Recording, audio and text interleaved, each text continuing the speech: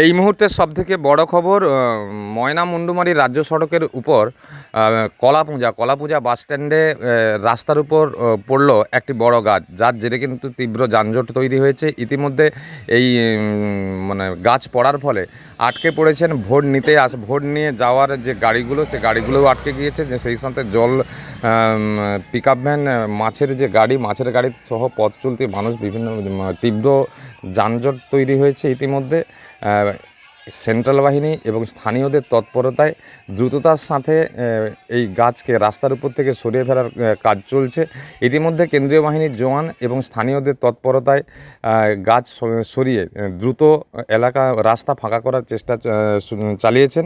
ঘড়ির কাঁটায় ঠিক 8টা থেকে 8:30 নাগাদ এই ঘটনা ঘটেছে। পিংলার ময়না-মুন্ডুমারির যে রাজ্য সড়ক, সেই রাজ্য সড়কের যে কলাপূজা বাস স্ট্যান্ডের উপরেই রাস্তার ধারে থাকা যে গাছ, একটি বড় লম্বা গাছ রাস্তার উপর আড়াআড়িভাবে পড়ে যায়, যার কারণেই কিন্তু তীব্র যানজট তৈরি হয়েছে। এই যানজটের মধ্যেই কিন্তু পড়ে যায় ভোট নিয়ে ফিরে যাওয়ার পথে যে সমস্ত গাড়ি, সেই গাড়ি থেকে সেন্ট্রাল বাহিনী অর্থাৎ কেন্দ্রীয় বাহিনীরা নেমে এবং স্থানীয়দের তৎপরতায় বা স্থানীয়দের সহযোগিতায় তারা কিন্তু গাছটিকে দ্রুত রাস্তা থেকে সরিয়ে ফেলার জন্য চেষ্টা করছেন। ইতিমধ্যে কিন্তু রাস্তা থেকে সরিয়ে ফেলে এলাকা মুক্ত করার বা এলাকা স্বাভাবিক করার চেষ্টা করছেন। আমরা সেই ছবি সরাসরি দ্য নিউজ এক্সপ্রেসের পর্দায় তুলে ধরছি।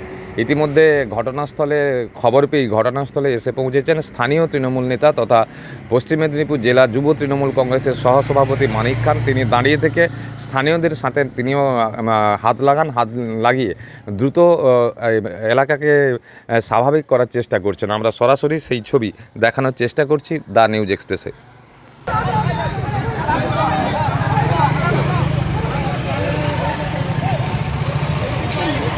স্টার্ট হয়নি।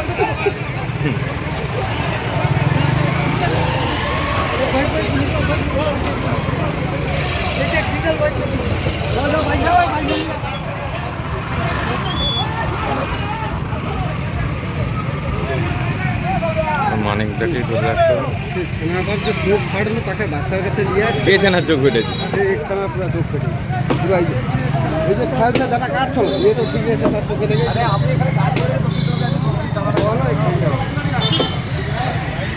কি মেশিন ले लेंगे? আরে মেশিন চালু মেশিন তো স্টার্ট হয়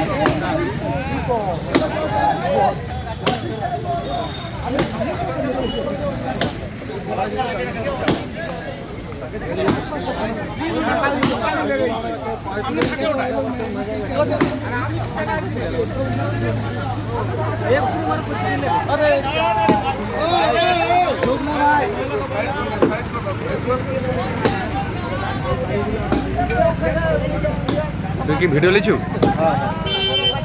লাইভটাই গেল।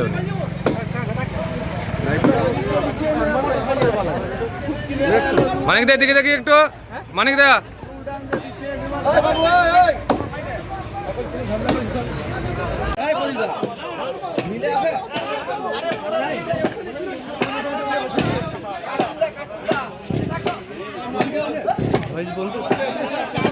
নর্মাল ভিডিওটা একটু করবে, লাইভটা পরে করবে।